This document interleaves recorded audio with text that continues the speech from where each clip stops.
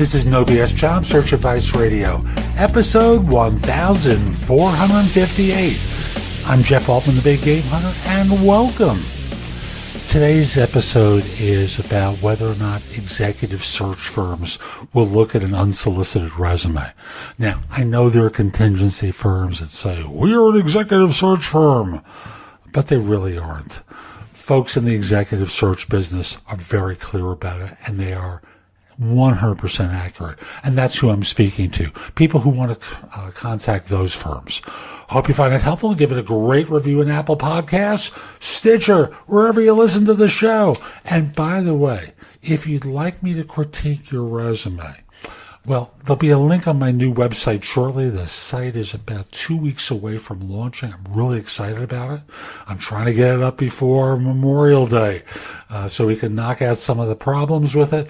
But message me through LinkedIn for now.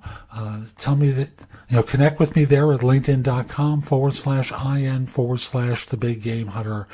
Once we're connected, message me that you'd like me to critique your resume and LinkedIn profile. Obviously, I charge for this. We'll set up time and a way that you can send it to me. Now, with that, let's get going. The question for today is, do executive search firms look at unsolicited resumes? Now, the way the question was originally phrased, I just want to give you the alternative phrasing. Are executive search firms even looking at unsolicited resumes that get sent to them? Now, you have to understand how the search business has evolved. And yes, its history is that, it never looked at an unsolicited resume. But understand that there might be someone in the office who parses resumes. They have software that's going to input resumes into their system that appeal to them. There's this thing you may have heard of called LinkedIn. That part of the business is very data oriented, and they're not necessarily looking for people who are out of work. Let me restate that. They're not looking for job hunters. They're looking for the best talent that fits a client requirement. A client hires them to do a task, fill a job. It has specific criteria. Now, they may, but probably won't, input your resume into their system. You have to have extraordinary skills that tend to fit the search criteria that they're involved with most of the time, because most search firms have an orientation, or they have practices that focus in on certain lines of business, perhaps certain functions, things along those lines. But why should they? That's the truth of it, because you think your resume might be useful to them? How do you know? Oh, you want to get on their radar. Good.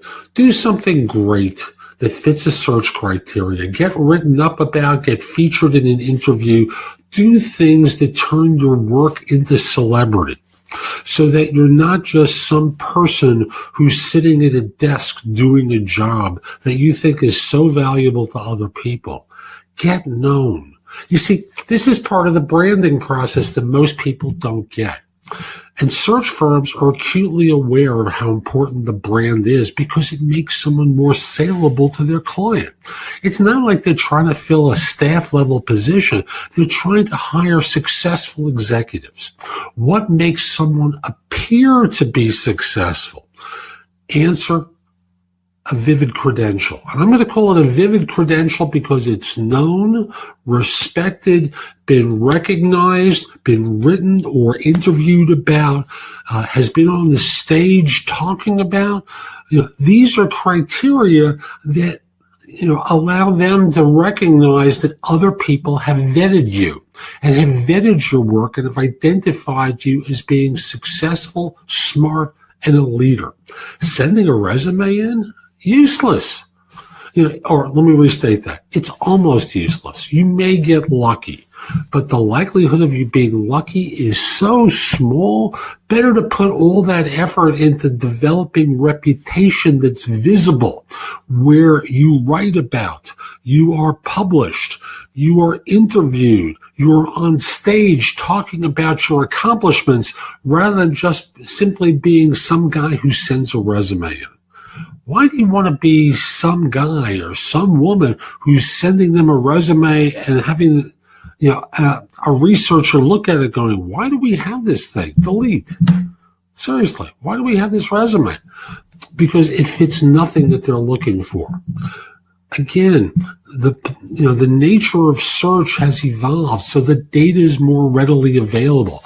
It's not like in the old days when I started off in recruiting, where you had to get microfiche and look at newspapers on microfilm and find the article that you were written about. There's so many places where you can become known. Focus in on that rather than whether or not even looking at your resume. Who are you anyway? They should be looking at your resume. That's what you would be focusing on. Developing who you are that will make them want to reach out to you. So that's today's show. I hope you found it helpful. And if you did, here are a few more ways to get more from me. First of all, visit my website, which is thebiggamehunter.us. I have more than 6,000 blog posts there that you can watch, listen to, or read that will help you find your next job. If you want the best of my advice, join JobSearchCoachingHQ.com, where I've curated information with a focus on interviewing. If you decide to take the lifetime membership at the site, it's $299 currently, but that's the price of a coaching session or an hour of coaching from me, and I'll be giving that to you if you join with a lifetime membership. Have a few questions? Contact me through the Magnify app for iOS or PrestoExperts.com, where you can call me. Schedule a specific time with me through chat on Magnify or by connecting with me on LinkedIn at linkedin.com/IN/The Big Game Hunter. Once we're connected on LinkedIn, you can message me about coaching you, scheduling a time for Magnify or Presto Experts, speak with me about a resume or LinkedIn profile critique, help you with a salary negotiation or my trusted advisor services, and much, much more. Like you, I don't work for free. I do charge for what I do. You can take my classes on Skillshare and become a premium member using the link in the show notes and receive 2 months for free instead of just the one that the site offers. Skillshare offers thousands and thousands of courses, not just simply mine, on a host of different subjects that can help you in many different ways. Lastly, join my group on Facebook called Career Angles. It's free to the first 250 people who join and is focused on helping you do better at work. Information is shared daily, and we're attempting to build a supportive group there. Ask to join. I'm not letting recruiters in at this point. So I'll be back tomorrow with more, and in the meantime, I hope you have a great day. Be great!